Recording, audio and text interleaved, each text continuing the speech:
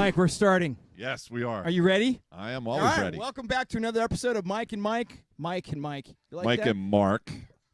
I'm Mike. Are we an Mark. ESPN group? I'm confused. No, we do not do a morning and a show group on ESPN. That's, they're defunct now anyway. Well, half of them. Mike Well, they're and both still work for ESPN, but whatever. In any event. Okay, so we, for the most part, chat about our favorite 80s musical artists and all things that are, I think part of that genre of music that we thoroughly enjoy. So, Absolutely. I'm Mark Tillman. I'm Mike Aub. We are in the confines of my lovely basement bar, Mike's Bar. It is very comfortable here. It is very comfortable. I'm wearing my Pennsylvania tuxedo tonight. I'm wearing my cheese shirt. Cheese. Cheese. Cheese. So, Mike, today is not that most interesting day in music. Nah. So, I think, though, we should start with a birthday that we missed earlier. And what birthday's that? Well, we actually talked about them in the last podcast. It's the lead singer and principal artist of the Thompson Twins. Tom Bailey, yes. And again, to reiterate, you can still go see him on tour, and he's phenomenal. Yes, he definitely is. He's got a couple girls out with him playing behind him. It's not the Thompson Twins, but it is the Thompson Twins. That's right. I mean, it really, that's all I can say. I mean, you missed the other two members, but, Well, in fairness, he used to be married to one, so, I mean, okay. I'm wondering, and since we spoke about them in the last, there's one little tidbit that I probably should share with you. They started another band called Babel. Babel. And if you listen to Babel, you'll find more of the Thompson Twins oeuvre, but not necessarily the pop funky sort of stuff. It's more of the slower, contemplative, really, sitting by yourself, having a drink and thinking about what you're going to do with your life kind of music. Okay. So that's happy that. birthday belated to Tom Bailey. How old is Tom? Do you know? I don't. I think he's older than me, though. I would guess, yeah. But I think if we subscribed that you are as old as you feel, he's probably in his late 20s, early 30s. So you know what got him started back touring again? No. Another person who we have talked about briefly, although I'm sure we will talk to him about him at length in future shows, and that's Howard Jones. Apparently him and Howard Jones are really good friends. Howard Jones started coming over to the States and touring as part of the Regeneration Tour or Retro 80s, whatever that is. And he enjoyed it so much that he talked Tom Bailey into coming basically out of retirement of touring and playing some shows with him in the UK. And he had so much fun with it that he decided to come over to the States and start touring again. So that's how that whole thing started. I think it speaks to the depth of the quality musicianship and the songs that we continue to listen to over and over again that we just totally enjoy. I would hope that a lot of the artists that we continue to talk about see that there's still value in performing in front of an audience that is going to give them yes, we really like what you're doing. And our generation certainly has the means at this point to go out and see shows, and most of the time, people our age who grew up on that music, our kids are either grown or at a point where we can leave them for a night of going to a show. So I mean, I have no problems going to see a show at this point of any of those guys, and any of the bands or girls also. Sorry, the people that we've talked about. I mean, I'd love to go. I want to see all of them. Yeah, no doubt, and it's always interesting to me to see how they have evolved and decided, hey, maybe we perform the song a little differently because it's interesting to me. So an artist that is releasing a new album, here's a pivot for you, Joe Jackson, is going on tour this year, and he's performing songs from the 80s, the 90s, the aughts, and then into and it's all over the map, right? So and I'm going to drag you out to his show here and I know that you're not necessarily the biggest Joe Jackson fan, but I'm poisoned by the stuff that gets radio play, and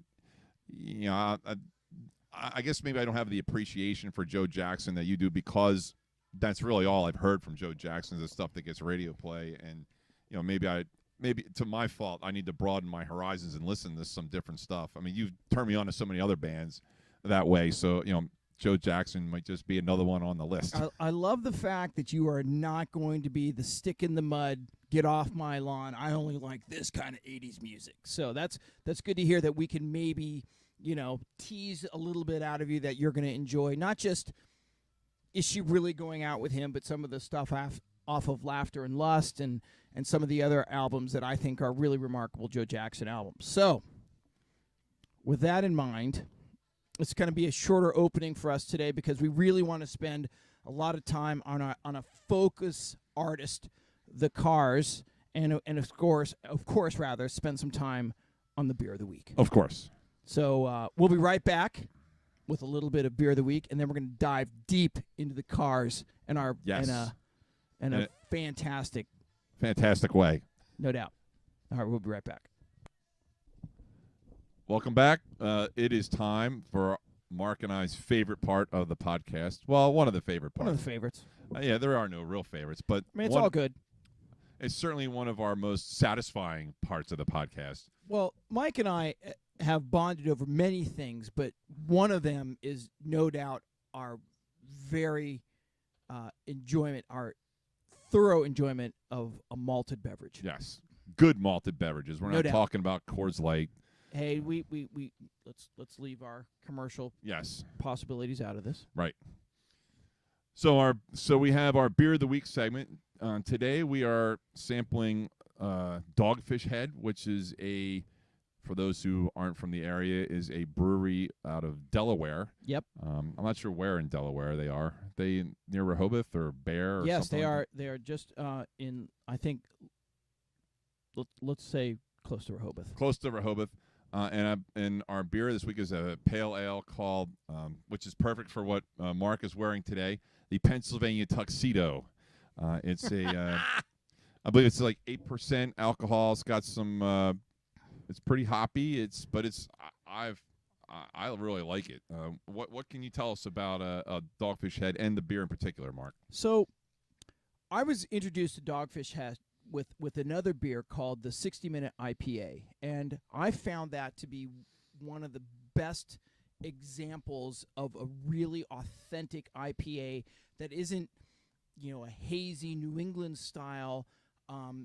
Is a really harkens back to the IPAs that I would drink in Portland, Oregon, because of their real knowledge of how to use hops and make it drinkable, but not like drinking pine sol. Right? So the complaint that people have about IPAs is it gets too citrusy, too intensely bitter in ways that are not pleasant. Well, I think these guys have nailed that. Whatever formula they're putting together in their brew house, they've got it buttoned up. So look, I'm not going to lie to you. On the way over here, I saw the plaid on the thing, and I'm like, I got to bring this because that's exactly what I'm wearing. And then we did some research on it. And, in fact, if you go to their website, they have this thing called Quip, Sip, Clip with Dogfish Head. And that dude, he nails it. It was funny. That was one of the funniest videos I've seen in a while. That was pretty good. So what they're going to say about this particular beer is that they have partnered with one of the oldest companies in America that makes outdoor wear. Yes. Woolrich. Right. And who, according to the video, have been making clothing since before the Civil War, and wanted to marry up a beer that really blended well with their ethos and the Dogfish Head ethos. And so, because it's really difficult to get hops in the Mid-Atlantic, they shut down whatever work they were doing in their particular factory, and they got everybody to go pick the spruce tips and infuse that into this particular beer.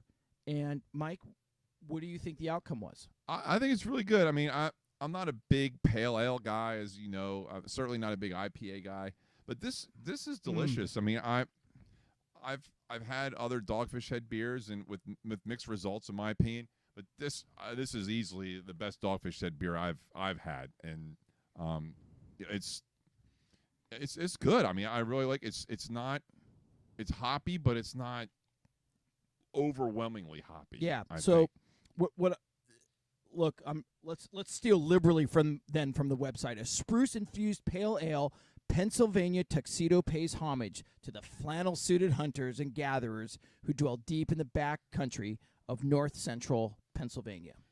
A dry yet doughy malt backbone lets the hops and spruce shine while still balancing out the bitterness, making this one an easy sipper.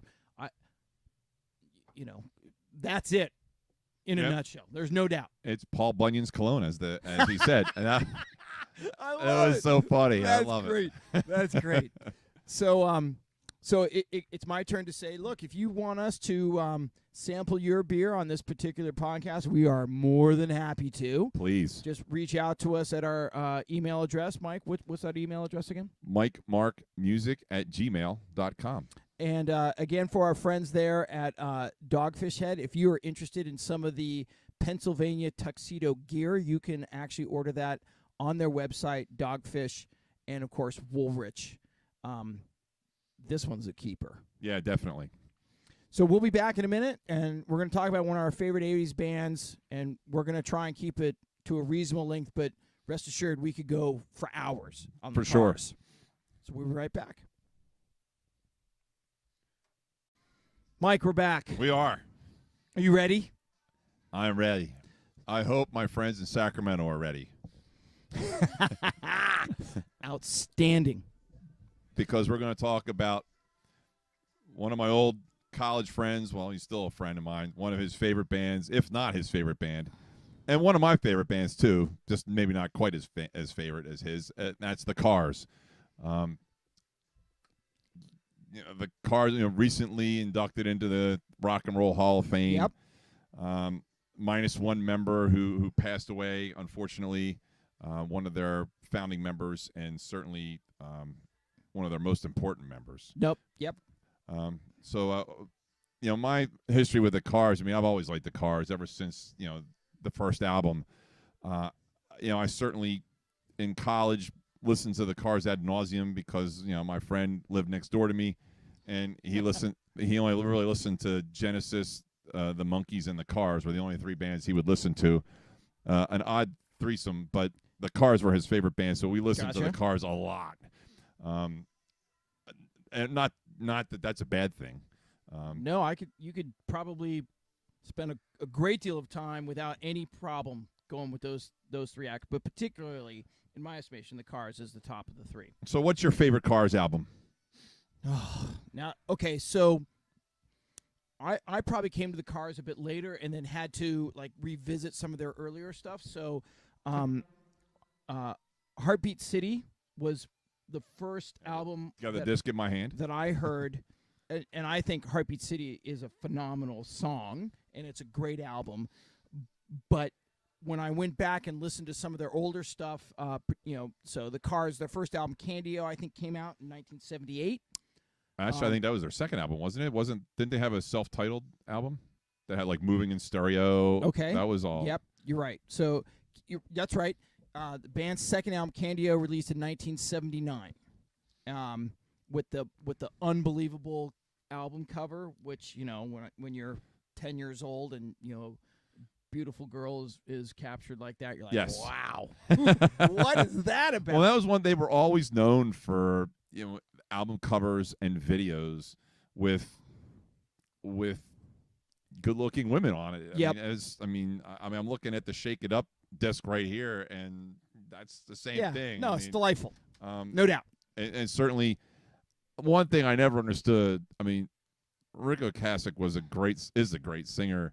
How did he end up with Paulina Porostakova? I don't have any idea. Are you suggesting he's punching above his weight? He knocked it out of the park though with that one. She was the Sports Illustrated swimsuit issue cover girl at least a couple times, I'm sure. Yep. How did that happen? I don't know, but God bless the man.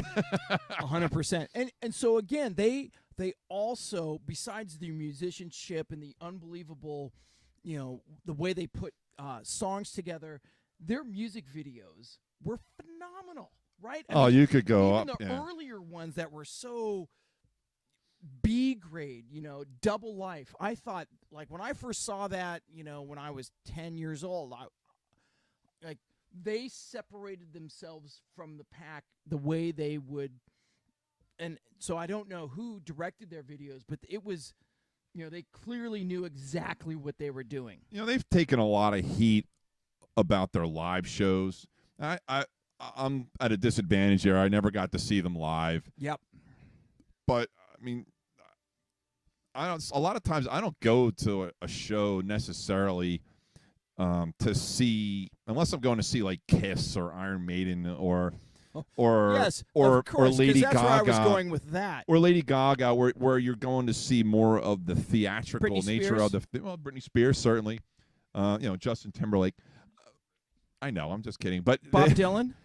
Yeah, Bob Dylan certainly very big on the theatrics and the special effects. Back, he still thinks it's 1968, but that's besides the point. But I mean, a lot of times you want to go see a show and have the band. You want to hear the band. It's not about them moving around and engaging the crowd. You want to hear the music. I mean, that's first and foremost. It's about the music, and right. And they certainly, from what I've been told, they certainly excelled at that on their live shows. Mm-hmm. I mean, the only time I ever saw any video of them live was probably Live Aid. They were on Live Aid. And did you know that at least two of the members went to Berkeley? No. They, I think Greg Hawkes and Elliot Easton, I think both were Berkeley grads, or at least went to Berkeley. I don't know if they graduated. So it's kind of their origin, even though they're a band from Boston, which has had some musical success, especially in that in the 70s with the band Boston, Aerosmith, obviously, probably the most famous Boston band, and the Cars, and the Mighty Mighty Boss Tones, and the Mighty Mighty. Of course, okay, all right. So it all starts with the Mighty Mighty Boss Tones. Oh, it starts and ends. Okay, perhaps not. Perhaps not. But I actually agree with you on my favorite Cars album is also Heartbeat City. I mean, I was a Cars fan from the very beginning, but Heartbeat City, I mean, it was certainly their most commercial, successful album, and the videos were great. But the songmanship on that, on that album was great. I mean, yep. I really liked some of the songs that never were singles. I liked. I mean, I Refuse. I mean, I loved listening to that. The song Heartbeat City, is a great song. So I think.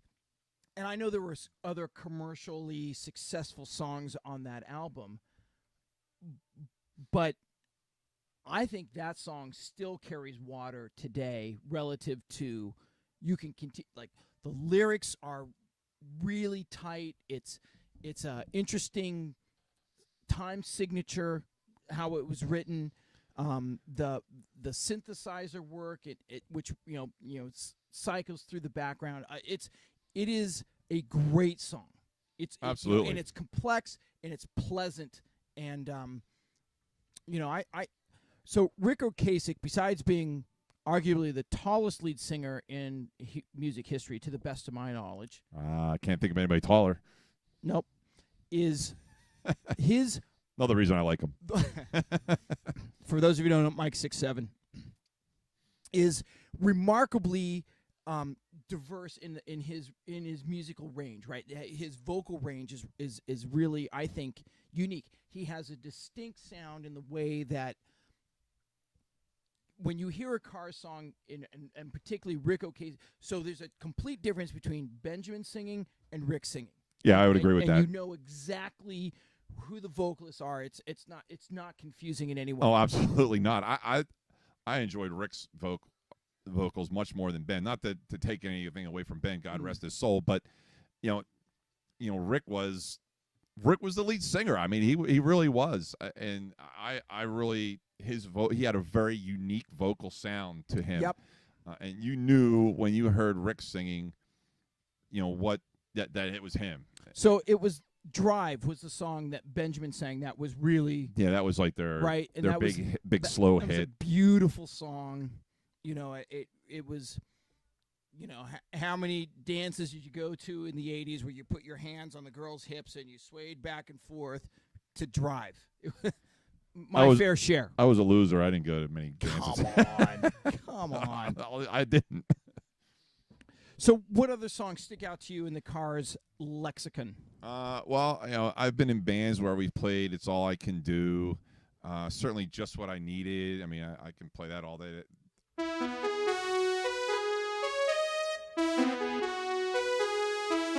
I mean, I could play that all, like in my sleep, and I have. I mean, it's a great song. "Moving in Stereo" was certainly a song you had to listen to with the headphones on. I mean, that was also from the original album. What about this song? Do you remember this video? I'm trying to think of the name of the song. So the name of the song is "Double Life," which it takes a freeway lady to leave a double life. What album is this off of? Candio. This off of Candio? Steve, you got to help me out on that one. I don't have a copy of Candio. Oh, such a great album. But, a kind of a slower, bluesy rhythm, and builds to a crescendo at the end. So I also like I've got a lot in my head or on my head. I love that song. Yep. What's your opinion of "Touch and Go"? Okay, so if you listen to it today, it's kitsch, right? Kind of bob your head back and forth and touch and go, oh, right? So it's at the time, it was a showstopper. You put the album on at a party in the basement, and everybody's like, "That song is great." So I didn't think that. Okay. I've learned to appreciate the song, but when I first heard it, that syncopated thing, I was like, but the drums and everything, I was just like, it never touched me. But now I've learned to really appreciate it, and it's not an easy song. I was going to say, how hard is it to play that song? Well, as a keyboard player, it's not that hard, but I would imagine if I was a drummer, it would be murder. So that's how I approach it, and I'm thinking about it. I would have to put headphones on with a click track. I'm not listening to the singer, and I'm making sure I don't lose my pace, because it's the first. Okay, so the chorus, not complicated, right? But the verses are not what you would expect from a musician point of view. It's more complex. Yeah, we're listening to a song now as we're talking about it, and I'm just sitting there thinking, oh my God, I don't know how I could play this song, and this with the drums. It's easy because for a keyboard player, just the same. As long as I keep tempo, I'm all right. But drumming, I don't know how they did that. I mean, that was difficult. I don't know how you do it live, because unless you have a click track. You'd have to. And you as a drummer or someone who spends time in that space, you would. I mean, what time signature is that? I'm unclear. I actually have the sheet music somewhere. I have to find it, and I don't think it's 1, 2, 3. I don't know. I mean, it's everything is on the half step from the keyboard side, and the guitar is kind of coming in as a like almost like a horn stab. Yeah. In any event, okay. So, what other songs stick out to you? That maybe not on the greatest hits, or perhaps they are, but are songs you can listen to. I'm not going to say that they're this might be a little bit of a tease, but maybe not a deserted desert island song. As you know, it's on one of the songs off of Heartbeat City that we haven't mentioned is on my deserted island disc. Let's and we'll get to that. We'll get to that later. I mean, I really like the Shake It Up stuff. I mean, Since You're Gone is one of my favorite songs. Yeah, this song's great. I mean, I mean, you could go on and on with the Cars. How many great songs that they have. This is let the good times roll. I mean, this is an awesome song. Now, I think they played this when they got inducted into the Rock and Roll Hall of Fame. I think this is one. I think they played 3 songs, and this is one of them. From memory, and now, God bless them, but they are long in the tooth, right? And, yes, a little bit. And so to get up there last year and put put it down in a tempo that still was like remarkable. Especially because I don't think they performed live in a long, long time. No. And in fact, I think so. Todd Rundgren is playing with some of the members of, and they do the new Cars, if I'm not mistaken. That's right. But Rick is not part of that. No. So to get him out there to play the guitar, to sing, to get the keyboard guys to find a bass player that can do what Benjamin did, that was awesome, by the way. I love watching those Hall of Fame induction ceremonies and seeing these bands that may have not performed together in a long time get up there and play like the Cars. I mean, it's amazing.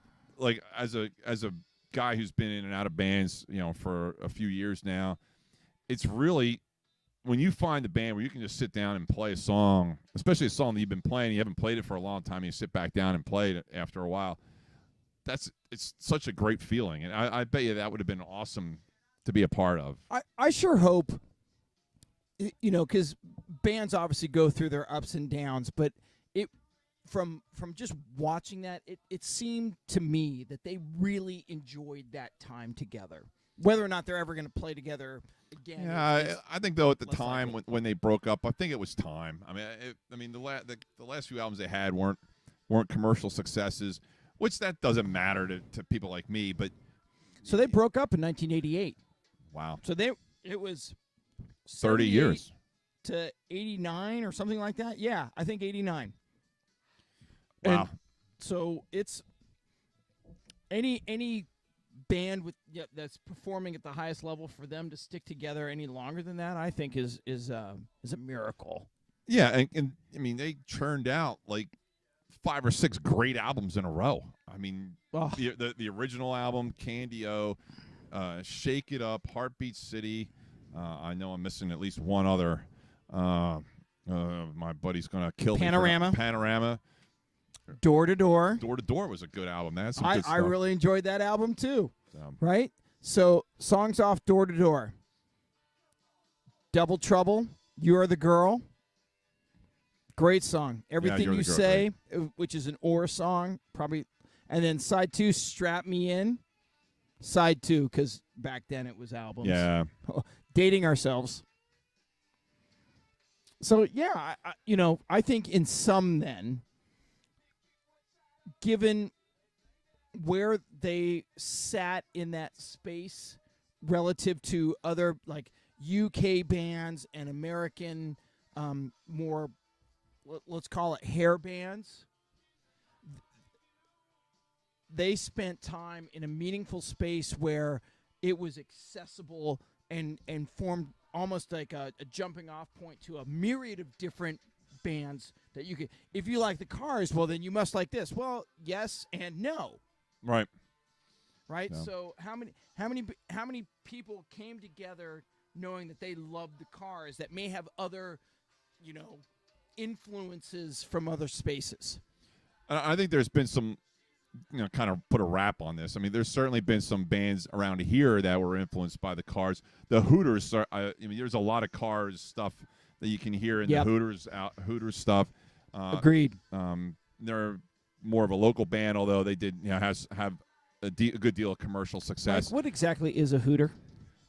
Well, I know it's one that people's definition of a Hooter is, but from a musical point of view, a Hooter is that whatever that almost like a harmonica type of almost like a keyboard on a kazoo is what I would kind of call it. That's a great way to describe it. So. But, of course, we're digressing, which him and I have a tendency to do. We never do that. Come on. We stay on point all the time. So, I guess, if you're not a Cars fan, take a listen. I mean, they put out some great stuff and some, start with the greatest hits. Start with the greatest hits and then work start your way. Diving down into some of the album work, because it is, in my estimation, some of the best work that was done in the late 70s and early 80s. Absolutely. So we'll be back. 80s. We're going to take a break. We'll be back with our Deserted Island disc for the week. Get ready. Mike, it's time. It's time. Let's do it. Go. Hold on. All right.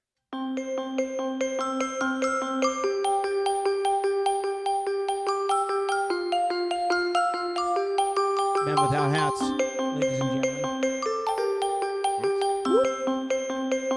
So now it's live. Play live.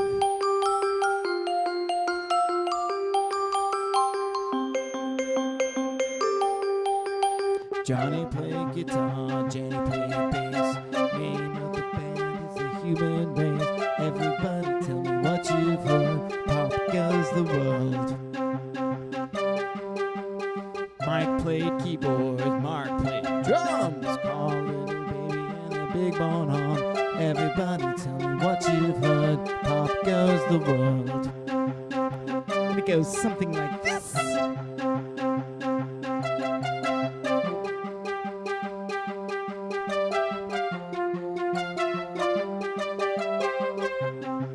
Mike, there's a keychain coming up. Are you ready? I'm done. All right.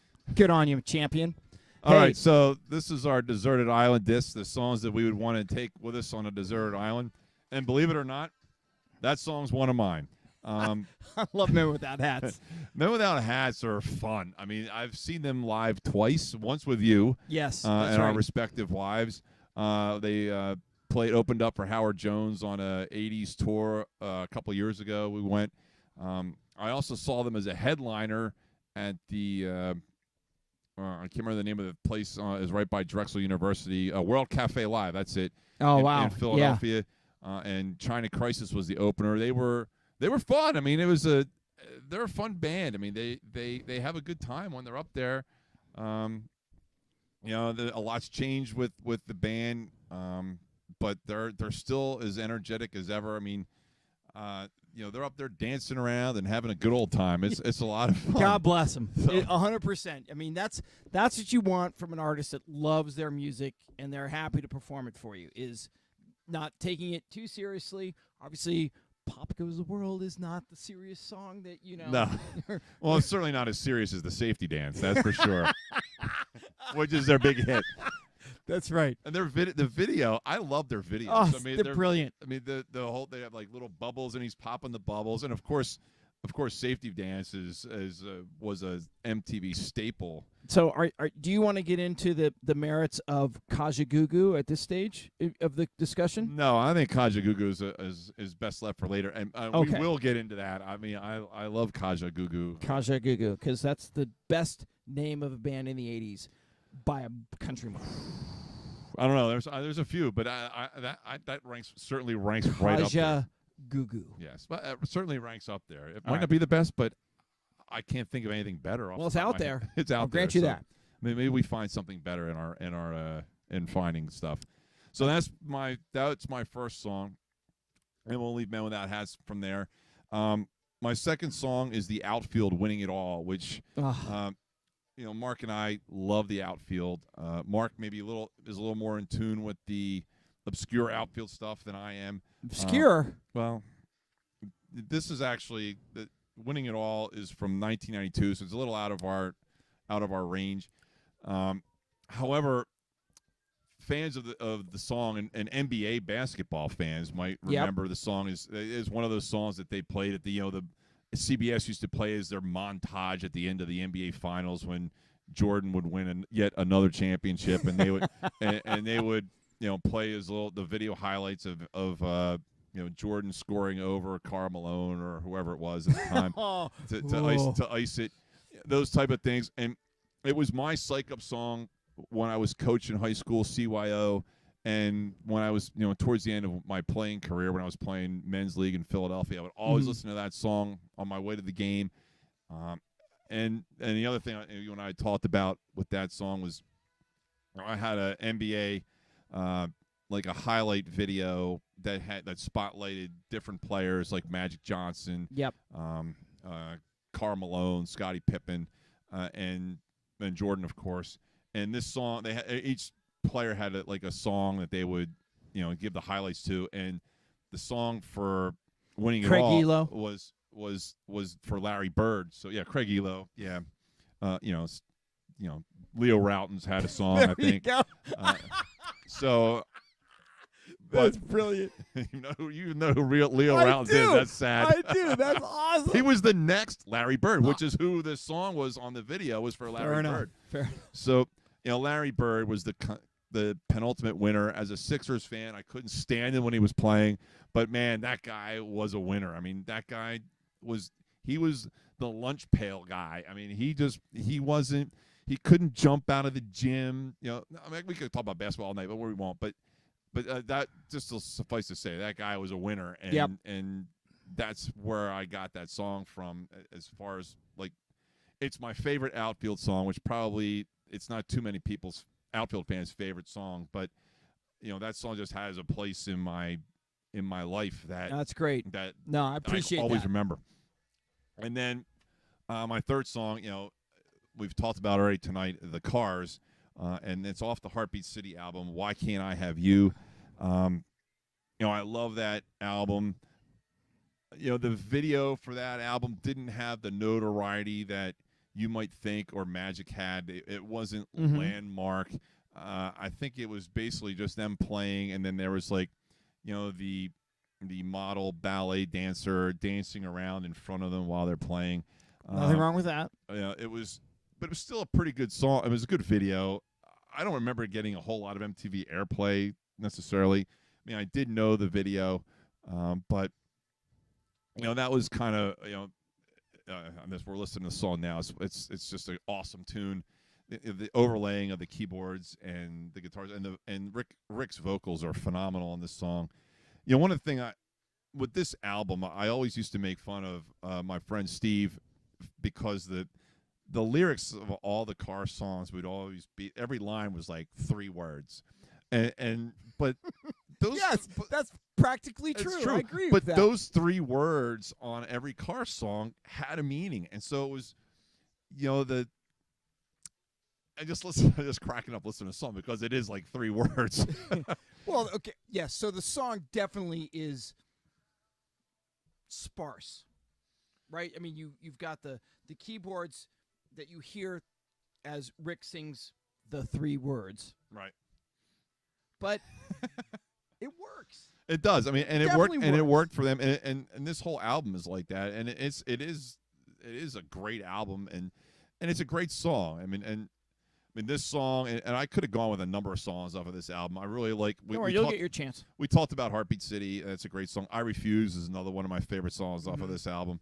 I mean, this whole disc to me, or album, is something that I listen to a lot. Just in general, I mean, I really enjoy this album. Yeah, look, you're hard pressed to go wrong with the Cars at any album. True. So those are my 3 songs this week. What do you got, Mark? All right, here we go. You ready? So we started talking about a brewery from Delaware, and one of the things that is remarkable to me was the time I spent in Washington, D.C., where we would drive to Dewey Beach in the summer and had a beach house. That's a long drive. It's not a short drive. And so the important component to it was you had to have a soundtrack for your, you know, to get across the Delaware Memorial Bridge. Not the Delaware Memorial Bridge. The Chesapeake Bay Bridge. Chesapeake Bay Bridge. It was awful, right? Because everybody that was sort of in your mid to late 20s and people beyond that were going to Dewey Beach for the weekend in the summer from Washington. Right. And so I'm in the car with my 3 best buddies from that time, Burke Cotter, Kurt Anderson, Doug Foster, and he puts on the song from This Is the Day from an album Soul Mining. And now, so this is mid-90s. I had never heard this song before, and I'm like, oh my God, who is that? And to talk to these guys about how that song was meaningful to their frat house and all that kind of stuff, well, it still holds water. So I played the song for Mike earlier, and he's like, I'd never heard this song. I hadn't, no. And I'm not very up on the. I mean, well, it's a unique name, but absolutely. It's a catchy little song, right? I mean, oh, definitely.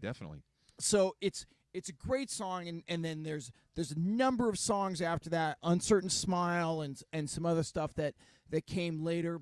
And then I played Kingdom of Rain, and you were familiar with that? Yeah, I did know that song. Right. So so that song, because of the timing of when I heard it and and the meaningful long-term relationships I have with those guys, that's the first song, the This Is the Day, no doubt. So the second song for me is a band from New Zealand, and is really the forefather of the band Crowded House, because there are two brothers in the band that are one of the brothers didn't continue with Crowded House, but he's actually still in the band, I suppose, to a certain degree for production purposes. So it's Split Ends, and the song is Iris. And off the album, I'm going to say this, and I'm probably going to butcher the name, Waiata, which is the Maori word for sing and song. It was actually released in Australia for the Aboriginal word sing and song, which I'm not even going to come close to even trying. But it's a great song. So Split Ends had a number of videos that were part of the early MTV rotation. Definitely. So One Step Ahead and Icy Red, not icy, but I See Red. But that was a song that continues to stay with me as a meaningful, like, song about a guy who really likes this gal and cannot figure it out, which is part of my oeuvre. So are you familiar with Split Ends at all? A little bit. I mean, the songs that you mentioned, not the song that you picked, but the songs that you mentioned. 6 Months in a Leaky Boat? No? Nah, I don't know that one. Okay. So Split Ends has a great deal of traction in the space that I played in. And in a future show, we're going to do songs from Australia, because I'm going to twist Mike's arm to do that. But you ready? I'm ready. Okay, good. But so Split Ends really, because they started in the late 70s and then had that huge impact, I think, for music of that genre is important. And then the last song for me on the deserted desert island is from a band called Electronic. And a band I've never heard of until an hour ago. However, you know who the band's members are that formed that particular, right? So it's New Order, it's the Pet Shop Boys, and they came together to do this side project called Electronic. And Getting Away with It was the first release. It has all the elements of every 80s song in the space that we're trying to play in. It ticks all the boxes. There's a string arrangement that was put together by the Art of Noise person. There's Trevor Horn? No, the other person. Okay. All right. We'll come back to that in a minute. Getting Away with It. Here we go. You ready? And Dudley? Ann Dudley. That's exactly right. Ann Dudley